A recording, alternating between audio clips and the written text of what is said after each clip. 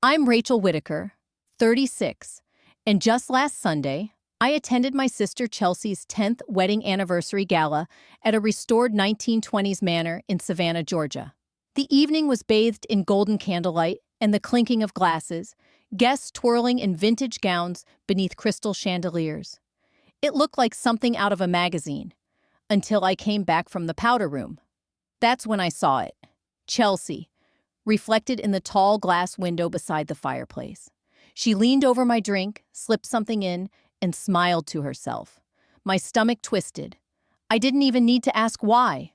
I'd seen this look before, years ago, back in our small town outside Charleston. Whenever things were going right for me, Chelsea made sure they didn't stay that way. Without a word, I walked over and switched my glass with her husband Elliot's. Then I took my seat like nothing happened. Have you ever been betrayed by someone who should have protected you? Hit like and subscribe if you've had to protect yourself from your own blood. Chelsea has always been 3 years older, and 3 steps ahead when it came to sabotage. When I got the lead in our high school play, she told our drama teacher I'd plagiarized my monologue. When I brought home my college acceptance letter, she claimed I forged it. Joking, of course. Always joking. But it never felt like a joke to me. Still, I kept trying to patch things up. After every underhanded stunt came teary apologies and promises to be better. And I always forgave her, because I wanted the sister I believed she could be. When she met Elliot in grad school, I let myself hope again. He was charming, thoughtful, and seemed to ground her. Their wedding was the only one I've ever cried at, for all the right reasons. Over the years, we grew polite, distant but functional. We exchanged birthday texts, posed for holiday photos, and met for the occasional lunch when Mom insisted. The invitation to their anniversary party came just after my own life had unraveled. A broken engagement and a move back to Georgia. I thought the evening might lift my spirits.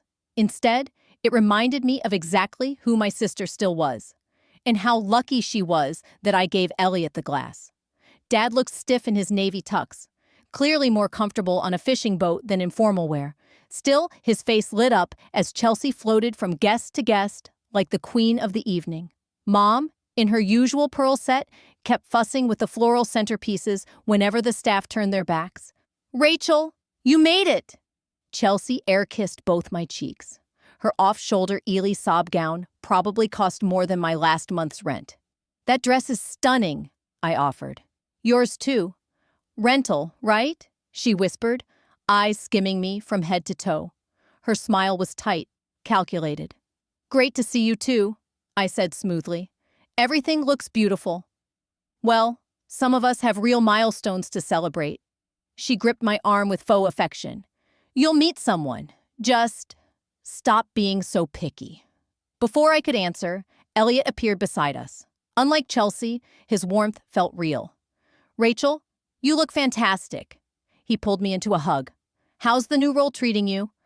"Challenging but exciting," I replied, relieved to talk about work instead of my love life. "We need a proper catch-up. Save me a dance?" he said with a wink, before Chelsea looped her arm through his. "Darling, the Macmillans are here. We have to say hello," she said, tugging him away and throwing one last sharp look over her shoulder. During cocktail hour, I floated between conversations. Chelsea's old roommate Bethany called me brave for coming alone. Cousin Mason asked if I was still single by choice or bad luck. I smiled through it all, nursing a glass of Merlot. But as the evening wore on, I noticed something strange. Elliot's eyes kept finding mine across the room. When he stood with Chelsea, their bodies barely touched. Their smiles never reached their eyes. And during quiet moments, they whispered fiercely, like enemies in disguise. At dinner, I was seated at a side table with distant cousins and Chelsea's coworkers. Elliot shot me a confused glance, but said nothing. Later, as dessert plates were being cleared, Elliot appeared at my elbow. "Can I steal you for a sec? There's someone I want you to meet." Instead of any introduction, he led me to a quiet alcove near the terrace. "I just needed to breathe," he said with a sigh. "Chelsea's been impossible these past few weeks." "It turned out great," I offered. "Yeah, but with her, image is everything." His eyes met mine. "Be honest. How are you, Rachel?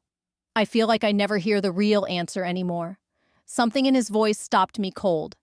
Is everything okay between you two? I asked carefully. This feels like a strange conversation to be having at your anniversary party. Elliot sighed and ran a hand through his neatly styled hair. 10 years is a long time to maintain a facade. He hesitated. I thought marriage would soften her, ground her. But some people just... His voice trailed off as he glanced past me. She's watching us. I turned slightly and saw Chelsea by the champagne tower, gripping her flute like it was the only thing keeping her upright. Her eyes, sharp, unreadable, were locked on us. The chill that ran through me had nothing to do with the AC. I should get back, Elliot said, his voice clipped. But let's talk soon. I miss talking to someone real. He gave my hand a small squeeze before walking off, his shoulders tense as he rejoined his porcelain bride. From that moment on, I couldn't unsee it. The subtle flinches, the strained smiles, the way Chelsea's arm lingered just a second too long in staged affection. During the toast, she laughed at the right moments, tossed her hair like a movie star, but her eyes never smiled.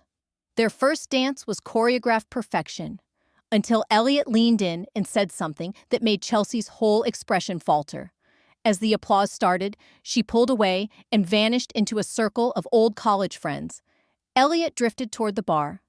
I followed casually and slipped into a nearby seat, pretending to scroll through my phone. "Rough night?" the bartender asked him. "Rough decade," Elliot muttered, before catching sight of me. He straightened up. "Rachel, join me for a drink?" I ordered a sparkling water. "Pacing myself," I said with a small smile. "Smart woman, unlike some people I know," he replied, then leaned closer. "Can I tell you something? Just between us?" I nodded. "This marriage is suffocating me, has been for years. I stayed because of the business, family pressure, and, I guess, hope. But I'm tired of pretending." "Have you tried counseling?" I asked gently. "3 therapists. She wins them over with charm, then refuses to go back when they suggest she's part of the issue." He looked at me, eyes clouded. "You know her better than anyone. The woman people adore, that's not who she really is." I swallowed. "Why tell me this tonight?" "Because you're the only one who sees her clearly." "You grew up with her," Elliot said, lowering his voice. "Last month, I told her I was thinking about taking a break. Just time apart to clear my head." He shook his head slowly.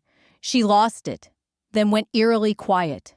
The next day, she suggested throwing this huge anniversary bash. Said it would remind us why we fell in love." A tap on my shoulder interrupted us. Chelsea stood behind me, her smile rigid and far too sharp. What an intense conversation. "Just sharing old family stories," Elliot said smoothly. Her eyes moved between us with practiced suspicion. "Catching up," he added, draining the last of his scotch. "Your sister's company is refreshing." Chelsea's laugh cracked through the air like ice snapping. "Well, the Martins are asking for you. Something about that new golf membership." She looped her arm around his and tugged him away. As they walked off, I caught a harsh whisper escape her lips, low and fast, meant only for him. But her expression said everything. Then she turned her head and met my eyes. And the look she gave me? It wasn't just cold. It was hateful. I needed air. In the quiet of the restroom, I tried to process everything Elliot had told me. Had Chelsea's obsession with appearances turned darker? Was her old rivalry with me bleeding into her marriage? I touched up my lipstick and returned to the ballroom. The lights had dimmed slightly, and soft jazz played as couples glided across the floor. Our parents danced slowly near the fountain, swaying like they had at their own anniversary decades ago. When I returned to my seat, something caught my eye. My champagne glass had been refilled, and beside it sat a chocolate-dipped strawberry, placed neatly on a napkin, written in looping gold ink, "For my favorite sister. Love, C." The gesture felt off, too sweet, too sudden. As I reached for the glass, a flicker of movement in the tall window beside me froze my hand. Reflected in the glass was Chelsea, standing just behind me, unaware I could see her. I watched her earlier, calculated, smooth, as she slipped something into the champagne. Whatever it was, it dissolved quickly. She smiled with eerie satisfaction before slipping away into the crowd. My pulse spiked. What had she done? And why now? And then I remembered. Chelsea's college roommate, the girl who had mysteriously gotten food poisoning the night before starting the internship Chelsea had lost out on. It suddenly didn't feel like coincidence.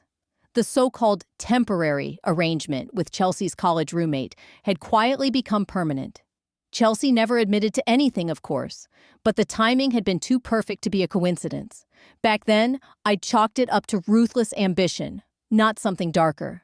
Now, staring at the champagne flute in front of me, my naivety stung. Whatever rivalry Chelsea harbored hadn't disappeared. It had simply gone dormant, waiting for the right moment to resurface. But why now? I wasn't competing with her. I had no interest in her marriage, despite Elliot confiding in me. Unless she thought I did. The thought landed like a punch to the chest. She'd seen Elliot and me talking. Maybe she overheard something. To Chelsea, that could have been enough to justify an attack. She'd always been possessive, territorial to a fault. Friends, boyfriends, attention. It was all hers. Or it was betrayal. I tilted the glass under the soft glow of the chandelier. A barely there film clung to the inside. You wouldn't notice it unless you were looking for it. My pulse quickened. What was in this? I doubted it was anything lethal. Chelsea was calculated, not reckless. More likely something to humiliate me. Nausea, slurred speech, erratic behavior. She always preferred psychological sabotage over outright harm, but I couldn't let this slide. Not again. I needed proof, something tangible. Publicly confronting her would be written off as drama. Doing it in private? Too risky. Ignoring it? Unthinkable. Then a thought struck. I could let someone else drink it, observe what happened without putting myself at risk. But who? The answer came almost instantly. Elliot. It was poetic, really. If Chelsea had drugged the glass out of jealousy over him, then letting him experience her duplicity felt not only fitting, but necessary. More than that, he deserved to know the truth. About her. About what she was capable of. Now came the hard part, pulling it off. I scanned the ballroom, my heart pounding with equal parts fear and resolve. Elliot stood near the gift table, sipping sparkling water, temporarily alone. This was my moment. Chelsea stood across the room, deep in conversation with Elliot's parents. This might be my only window. I rose from my seat, casually lifting the champagne glass she had tampered with. Elliot, I called out as I approached. We should make a toast to the happy couple. He looked up, a little puzzled. Another one? Haven't we had enough speeches tonight? Not a public one, I clarified, stepping in close. Just between us. To 10 more years. I gave him a meaningful look and raised the flute slightly. He chuckled and reached for his half-empty whiskey tumbler from a side table. Why not? Though I'm not sure I'll survive another decade. I moved subtly between him and the rest of the room, using my body as a screen. Actually, I said a bit louder than necessary, champagne seems more fitting for a toast than whiskey. Would you mind swapping? Just for the moment? He blinked, caught off guard, but before he could answer, I gently placed the flute into his hand and took the whiskey from his. Smooth, practiced, natural, like choreography. To happiness, I said with a steady voice, and to truth, whatever that truth might reveal. Elliot raised his brows slightly, but clinked glasses with mine. To truth, he echoed, and took a sip. I brought the whiskey to my lips but didn't drink, just enough to sell the act. Over his shoulder, I spotted Chelsea watching us. Her eyes locked on mine, a smile of smug satisfaction tugging at her lips. She thought I'd taken the bait. Everything okay? Elliot asked, catching my tension. Perfect, I said smoothly. But you might want to finish that before Chelsea makes her way over. She didn't seem thrilled about our earlier chat. He gave a wry grin and knocked the champagne back in a single swallow. Happy now? I should get back to making rounds. 10 years of marriage means 40 conversations. I nodded and set the untouched whiskey on a passing tray. I wouldn't trust anything unattended tonight. Chelsea was at my side a heartbeat later. "Enjoying yourself?" she asked sweetly, scanning my face for signs of dizziness, slurred words, shame. "Absolutely," I said. "Your husband was just keeping me company." Such a thoughtful man. A flicker of anger passed across her face before she caught it. "Yes," she said flatly. "Elliot's always been a little too accommodating." "I don't consider kindness a flaw," I replied calmly. Chelsea's smile tightened into something feral. "You seem remarkably steady on your feet," Chelsea said, her smile brittle. "Champagne? Not to your liking?" The implication was clear. The confirmation sent a wave of cold through my chest. "Oh, it was lovely," I said smoothly. "Elliot thought so too, when we traded drinks for our toast." For the briefest moment, her expression flickered. First confusion, then realization. Her smirk vanished. "You what?" "Traded drinks," I repeated, widening my eyes just slightly. "Is there a problem?" "You had no right," she hissed, her poise cracking for the first time all evening. "You don't understand what you've done." "Actually, I think I understand perfectly," I said, keeping my voice even. "The question is, does Elliot?" Chelsea blanched, her gaze flying across the room until it landed on Elliot, who was now chatting animatedly with our parents. "This isn't over," she spat, before spinning on her heels and disappearing into the crowd. I exhaled slowly, maintaining my composed facade while adrenaline surged beneath the surface. Chelsea had confirmed everything, without even realizing it.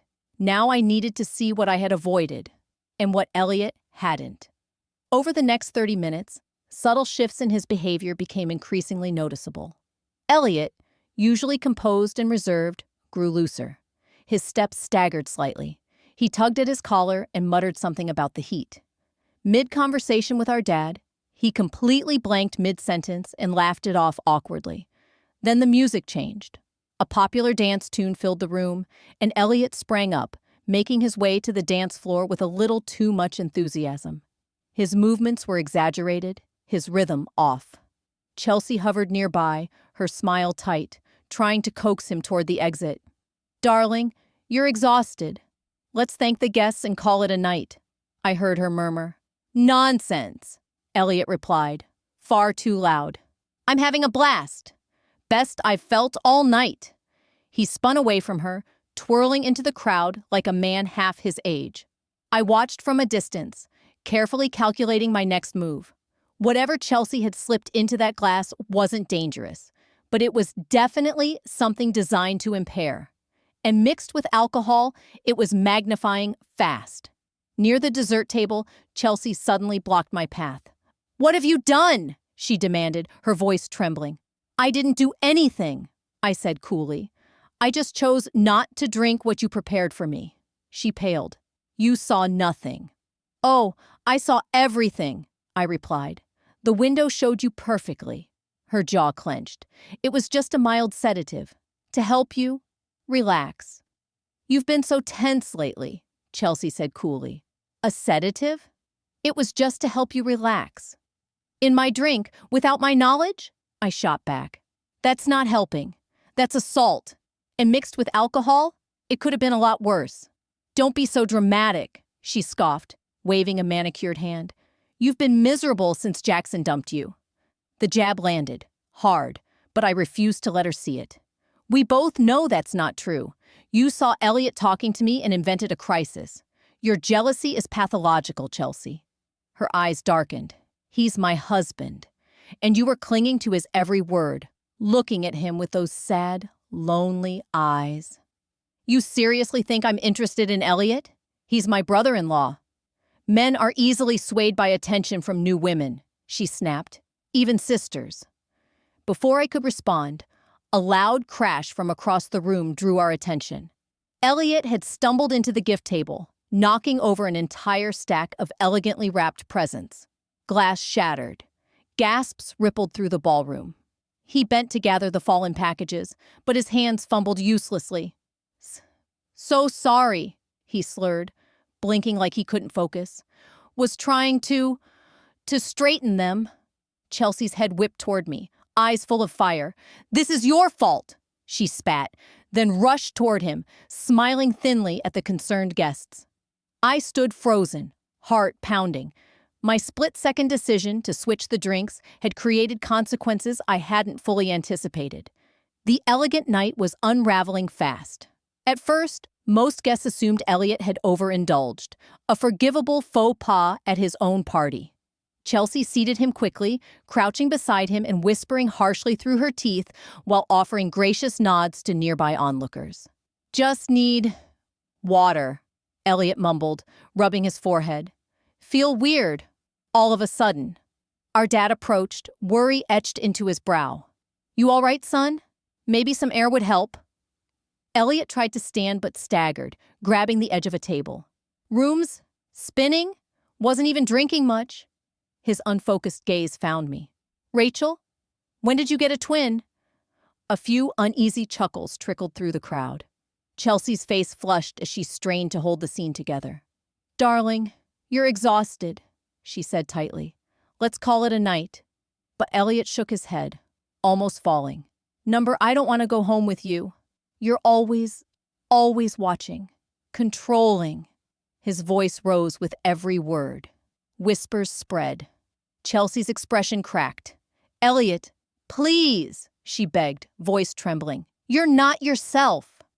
"Maybe I am myself," Elliot slurred, sweeping his arm dramatically toward the crowd. "First time in years without the mask."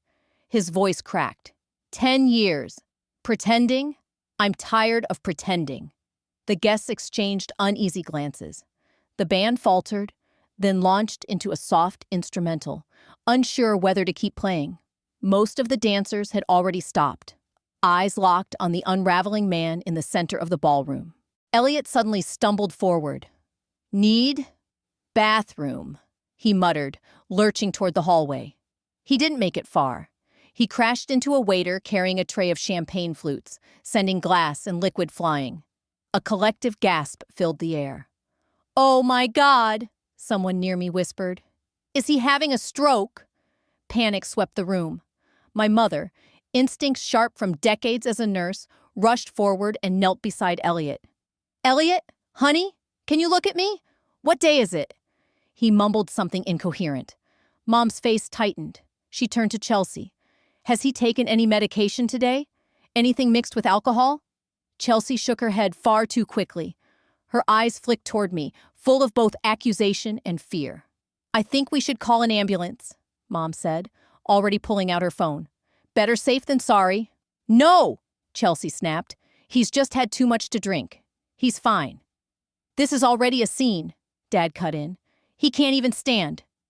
As the tension mounted, I moved quietly to Elliot's side, where he now sat slumped against the wall, dazed.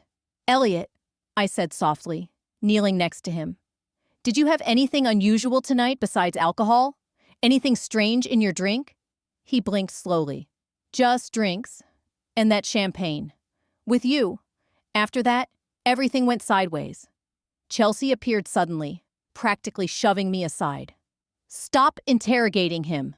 You're not helping." "It might help the paramedics to know what's in his system," I said calmly. Her face drained of color. "There's nothing in his system. You're being ridiculous."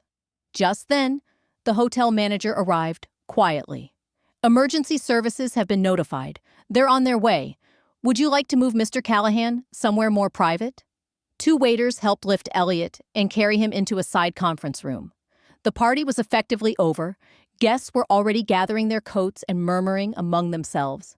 Inside the quiet room, as the door clicked shut, Chelsea spun toward me. "This is your fault," she snapped, voice sharp and shaking. "You switched the glasses deliberately," Chelsea snapped, her voice rising. "What glasses?"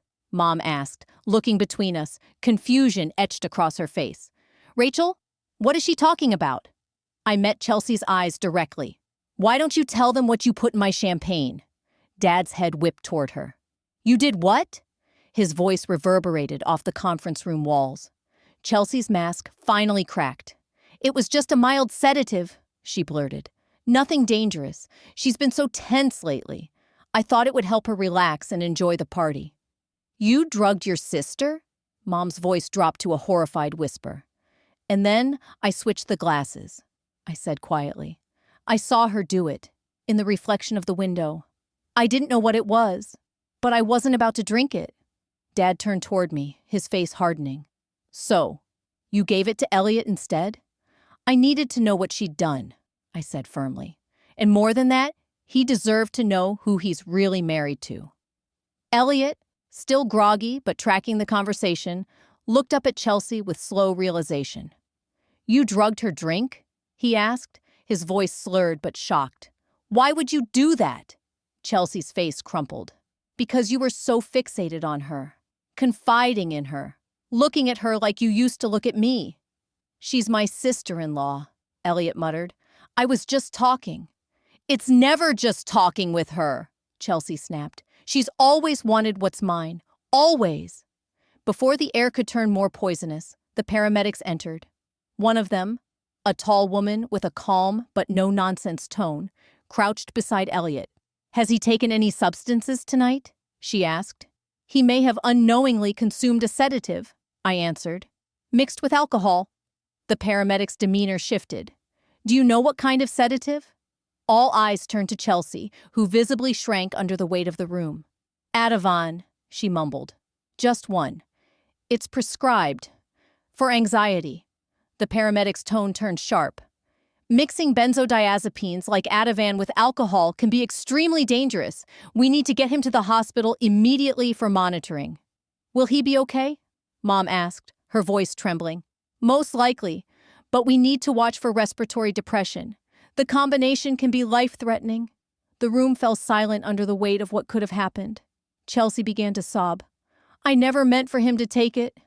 But you meant for me to, I said coldly, without even telling me, without knowing what else I'd had to drink. If you've ever uncovered a truth that shattered everything you thought you knew, don't miss what happens next. Subscribe to the channel so you're here when the fallout begins. The male paramedic's head snapped up. Was this an intentional drugging? Yes, I said clearly, meeting his gaze despite Chelsea's desperate, pleading eyes. That's potentially a criminal offense, he replied gravely. The hospital will likely be required to notify law enforcement. As they prepared to wheel Elliot out, he reached for my hand, his fingers still trembling. Thank you, he whispered, for seeing the truth. All of it. His words, simple as they were, carried the weight of years. Years of being silenced, of playing a part, of hiding behind a perfect image. I gave his hand a light squeeze as they rolled him away. For a moment, the room was quiet except for Chelsea's muffled sobs. My parents stood speechless, visibly shaken. The illusion of a picture-perfect family had shattered in a single night. I think, Dad finally said, his voice low and strained, we need to have a very serious family conversation, but not tonight. Let's make sure Elliot is okay first. Mom nodded solemnly, then looked toward Chelsea. You should go to the hospital, she said gently. He's still your husband, no matter what's happened tonight. Chelsea wiped her face, mascara smudged, voice hoarse. This isn't over, she muttered as she walked past me. No, I replied softly. It's just beginning. Under the sterile fluorescent lights of the hospital waiting room, the weight of the evening settled like a stone between us. Dad paced, restless and agitated, while Mom sat still, her face unreadable. Chelsea had been allowed into Elliot's room once the doctors began treatment. That left me alone with my parents, and their disappointment. I still can't believe what happened, Mom finally whispered. Both of you, my own daughters. I didn't drug anyone, I said gently. No, Dad interjected, stopping mid-step. But you gave a drugged drink to Elliot. You could have poured it out. And then what? I asked. Chelsea would have denied everything. I needed proof. At what cost? Mom's voice cracked. You used Elliot as a test subject. The words stung because they weren't entirely wrong. I didn't know what she'd used, I admitted. I thought it was something petty, something to embarrass me. I didn't expect this. Before they could respond, a doctor in blue scrubs stepped into the waiting area. Family of Elliot Callahan? We all stood. "How is he?" Dad asked. "Stable," the doctor replied. "We've given him fluids and are closely monitoring his vitals." The combination of lorazepam and alcohol could have been much more serious, the doctor explained. But fortunately, the dose wasn't dangerously high. A wave of relief swept through the room. "When can he go home?" Mom asked, her voice still shaky. "We'll be keeping him overnight for observation," the doctor replied. "That's standard with benzodiazepine and alcohol interaction. We want to monitor his respiratory function and sedation levels closely." His expression darkened slightly. "I also understand there may be unusual circumstances regarding how Mr. Callahan ingested the medication. Hospital policy requires us to report any suspected intentional drugging to the authorities." Dad gave a solemn nod. "We understand. Thank you, doctor." As the doctor walked away, silence settled over us once again, heavy and strained. A few minutes later, Chelsea reappeared from the treatment area. Her eyeliner had smudged down her cheeks. The designer gown she'd flaunted earlier was wrinkled, her heels dangling from her hand. "He's resting," she mumbled, avoiding all of our eyes. "They gave him something to counteract the effects." "Chelsea," Mom said softly, hesitantly. "What were you thinking?" Chelsea dropped into a plastic chair and stared at the floor. "I don't know. I saw the way he was looking at Rachel, how they were talking so closely, whispering. It triggered something in me." "So your solution," Dad said incredulously, "was to drug your sister?" "It wasn't supposed to hurt her," she snapped. "Just make her a little loopy. Say something embarrassing. I wanted her to stop being the golden one." I blinked. "You think people see me as perfect?" "Everyone does," Chelsea shot back bitterly. "Poor, sweet Rachel. The victim. The one who always gets overshadowed. You've never done anything wrong. Even tonight, after what you did to Elliot, they're still angrier at me." "Because you committed a crime," I said flatly. "And because this isn't new." "What does that mean?" Mom asked quietly, glancing between us. I took a breath. The time for silence was over. "Remember when Chelsea's college roommate got violently sick the night before starting that prestigious internship? The one Chelsea conveniently stepped into the next morning?" Chelsea's face went pale. "That was different. It was just food poisoning." "Was it?" I asked. "Or did you make sure she couldn't take what you wanted?" "You can't prove anything," she whispered. "I don't need to prove anything," I said quietly. "Tonight speaks for itself." Before Chelsea could respond, a uniformed Savannah PD officer stepped into the waiting room. His presence immediately silenced us. After identifying himself, he explained that he needed statements from everyone involved. One at a time, we Wevdre escorted into a small consultation room just off the corridor. When it was my turn, I recounted every detail. How I saw Chelsea through the window reflection, how I switched the glasses, and how Elliot began showing symptoms after drinking from the flute she had prepared. The officer maintained a neutral expression, but his pen moved constantly, filling a page. "Will charges be filed?" I asked when I finished. "That depends," he replied, "on multiple factors, one of which is whether Mr. Callahan chooses to press charges against his wife. Administering a controlled substance without consent is a serious offense." I returned to the waiting room, where my parents sat in stiff silence and Chelsea stared at the floor, tear stains drying on her cheeks. Time dragged until a nurse appeared, glancing at her chart. "Mr. Callahan is awake and asking for Rachel, specifically." Chelsea's head snapped up. "I'm his wife. He should talk to me first." "I'm sorry," the nurse replied calmly. "He requested to speak with her alone." Following her down the hall, I braced myself. Elliot looked fragile in the bed, pale and hollow-eyed, IV hooked to one arm, monitors quietly beeping. His hair was tousled, and he gave me a faint, rueful smile. "Some anniversary party, huh?" His voice was scratchy but steady. "I'm so sorry, Elliot," I whispered. "I never meant for you to be the one hurt." He waved the apology off. "You didn't hurt me. You helped me. You exposed something I couldn't anymore." His eyes turned serious. "That's why I asked for you. I need to tell you something." I sat down beside him. This isn't the first time Chelsea's done something like this. Not drugging exactly, but the control, the jealousy, the manipulation. It's been like this for years. My chest tightened. You've been living with this all along? Elliot nodded. 2 years ago, I started keeping records. Texts, conversations, journal entries. My therapist helped me realize this is emotional abuse. The word hung between us. Why stay? I asked softly. He exhaled, gaze distant.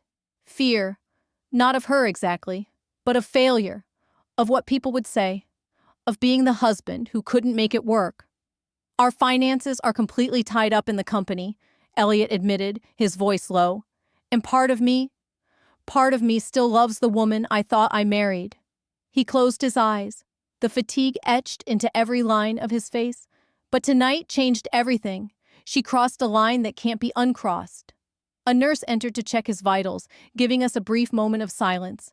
When she left, he exhaled slowly and continued, sounding more certain.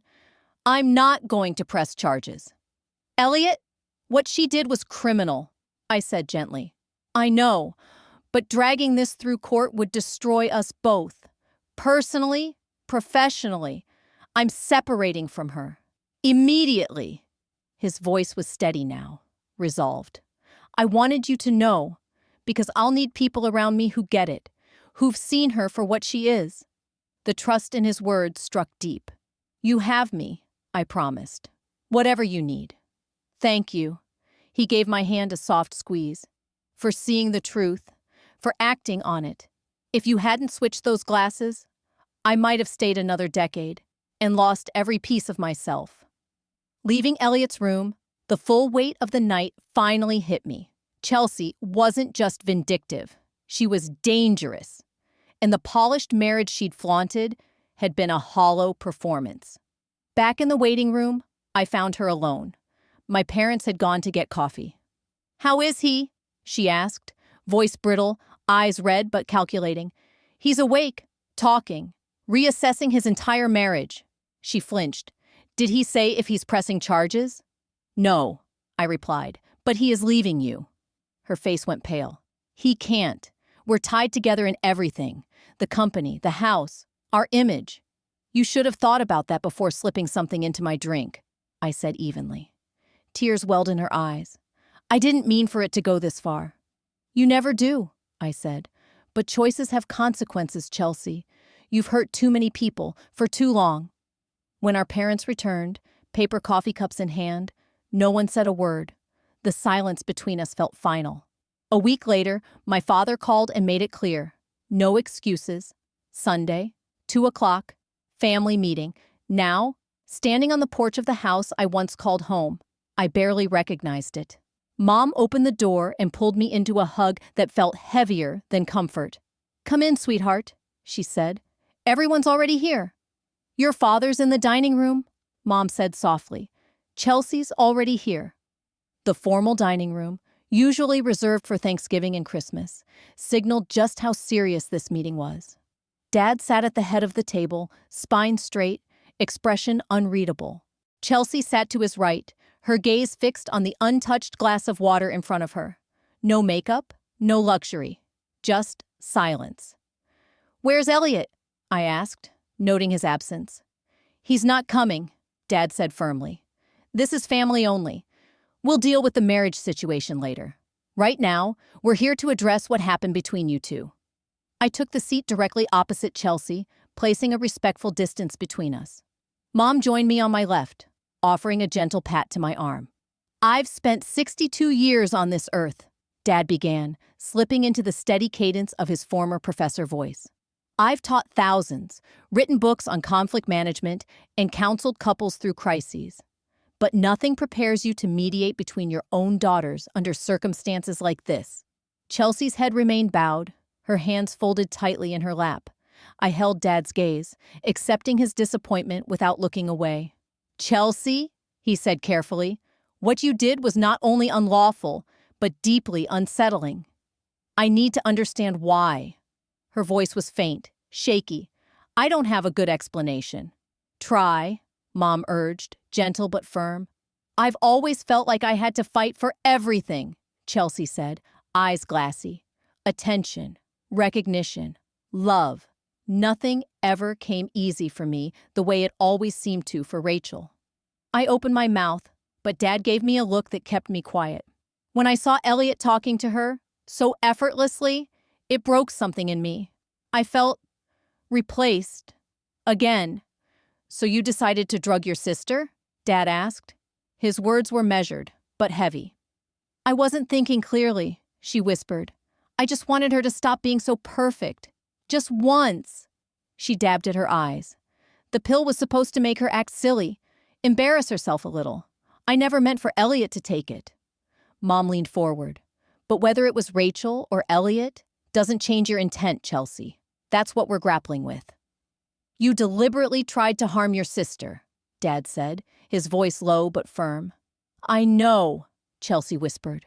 "I know it was wrong." She stared down at her hands. "I've been seeing a therapist every day this week. She believes I may have borderline personality disorder with narcissistic traits." The words hung in the room like fog. Heavy, clinical, real. "That might explain some of your behavior," Dad said evenly.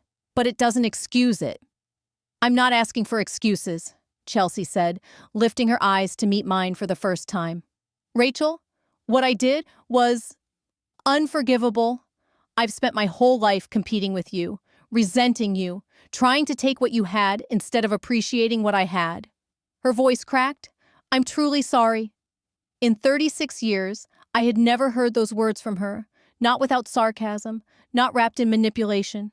A part of me wanted to believe her, to fall into the vision of the sisterly bond I had once dreamed we might share. But another part, older, bruised, wiser, held back. "I appreciate your apology," I said, choosing my words carefully. "But I need more than words this time. This wasn't petty jealousy or a childhood prank. You could have seriously harmed me. You did harm Elliot." "I know," she said quietly. "That's why I'm committed to getting help. Real help." "Elliot told me this isn't new," I added, watching her reaction. "He said this behavior has been present for years." She flinched but didn't deny it. "We both had our flaws. But yes, I was controlling, defensive. I see that now." "That's an understatement," Dad said bluntly. "He's moved out, Chelsea, filed for separation. Your mother's friend at the courthouse confirmed it." Fresh tears spilled down her cheeks. "I know. He won't take my calls. It's all through lawyers now." "Can you blame him?" Mom asked, her voice soft but pointed. "No," Chelsea whispered. "I broke his trust. Maybe for good." The conversation continued for hours, unraveling years of silent tension. Mom and Dad admitted they had minimized Chelsea's behavior, chalking it up to normal sibling rivalry, instead of truly seeing the damage. As the afternoon sun slanted across the table, I finally asked what had lingered in my heart all day. "Where do we go from here?" Dad exhaled, his shoulders sagging. "That depends on all of us, but especially you two." Chelsea looked at me with tentative hope. "I'd like to rebuild, if you're willing," Chelsea said quietly. "But I understand if you're not." For the first time in our adult lives, I saw something in her expression I had never fully trusted before. Vulnerability. Not manipulation, not performance, just raw, unguarded honesty. "I can't pretend this never happened," I said gently. "And I can't just trust you again overnight." "I understand," she replied, nodding slowly. No defensiveness, no excuses, just acceptance. "But," I continued, "I'm willing to keep going to family therapy, to see if there's something worth saving between us." Relief softened her entire face. "Thank you. That's more than I deserve." "It's not about what you deserve," I said. "It's about choosing not to repeat the same toxic cycles and doing the work to change them." Later, as we were all leaving, Chelsea pulled me aside in the hallway. "Elliot's lawyer delivered the divorce papers yesterday," she admitted. "He's citing emotional abuse. And the incident at the anniversary." "Are you going to contest it?" I asked. She shook her head. He deserves peace. He deserves to move on." The honesty in her answer startled me. Maybe therapy really was making a difference. "Maybe," I said quietly. "Someday, he'll forgive you, even if it's just for his own healing. One day at a time, she said. I gave a small nod. No hug, not yet. But it was something. That evening, driving home under a stretch of pink-streaked sky, I thought about how much had shifted in just 1 week. What began as a celebration of love had torn the mask off years of dysfunction. Elliot had called me earlier that morning. His voice sounded lighter, steadier. He'd moved into a downtown apartment and was seeing his own therapist. For the first time in years, he told me, I'm not just surviving, I'm choosing. I knew that feeling. Setting boundaries with Chelsea, refusing to minimize what had happened. It felt like reclaiming something I didn't know I'd given away. 6 months later, we agreed to meet for coffee. Just the two of us. Neutral ground. No parents. No therapists. She was already seated at a corner table when I arrived. Gone were the designer bags and carefully curated image.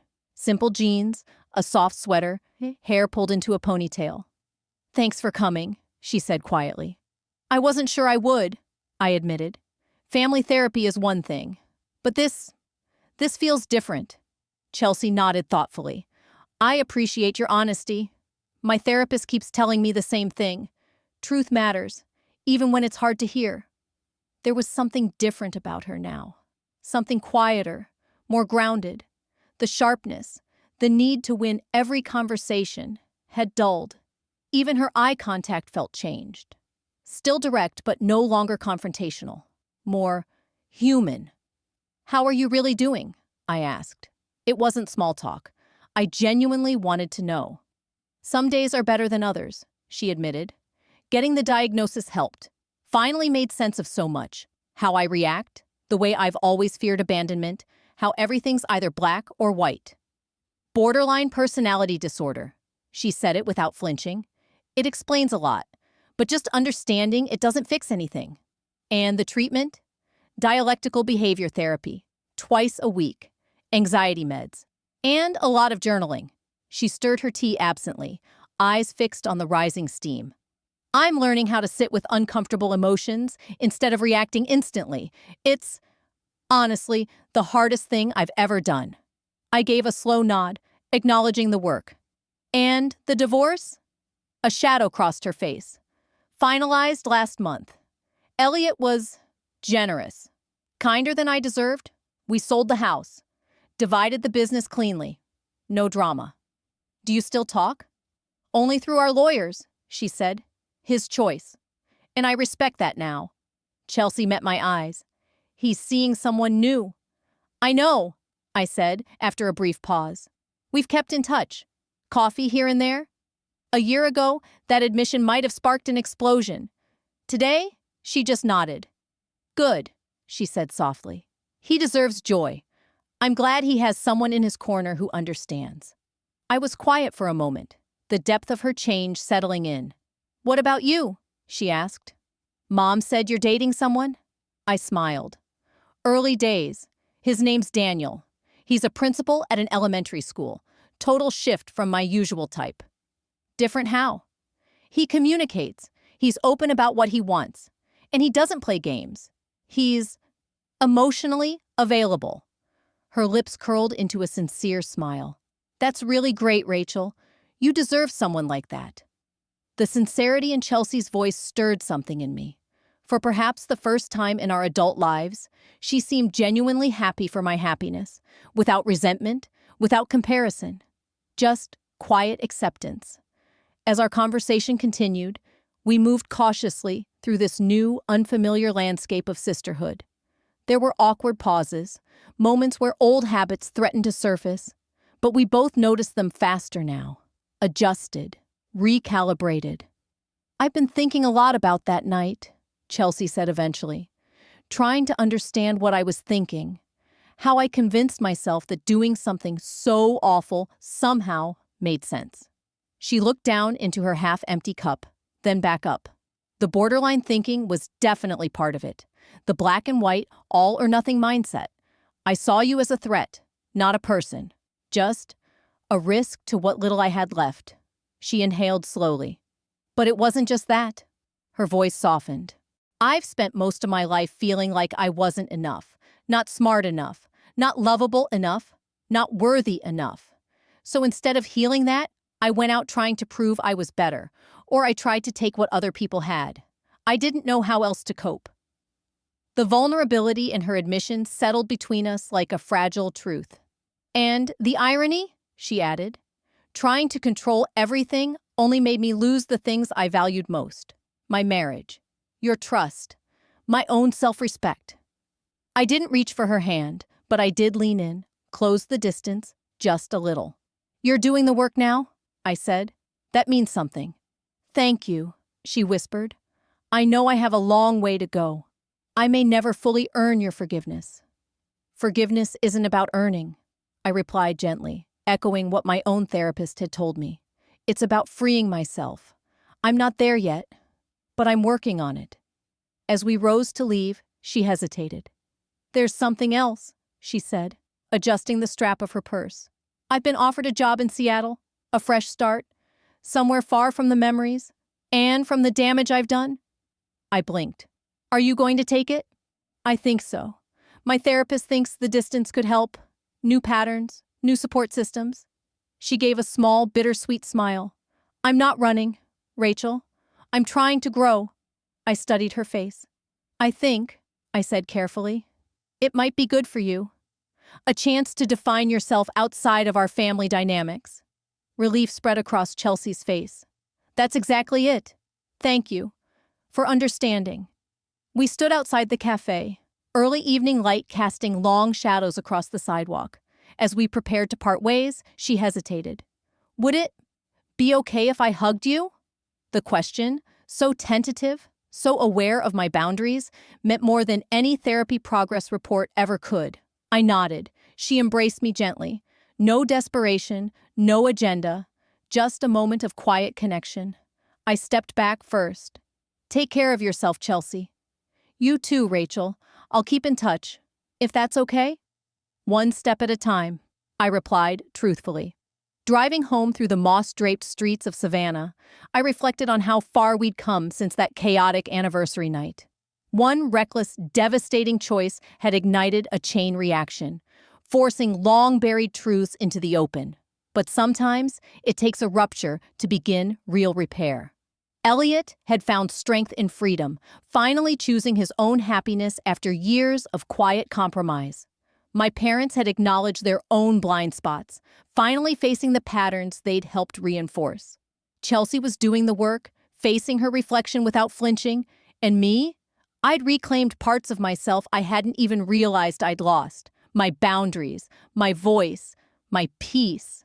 The glass I switched that night hadn't just redirected a drink, it had shattered years of unspoken tension, of polished denial.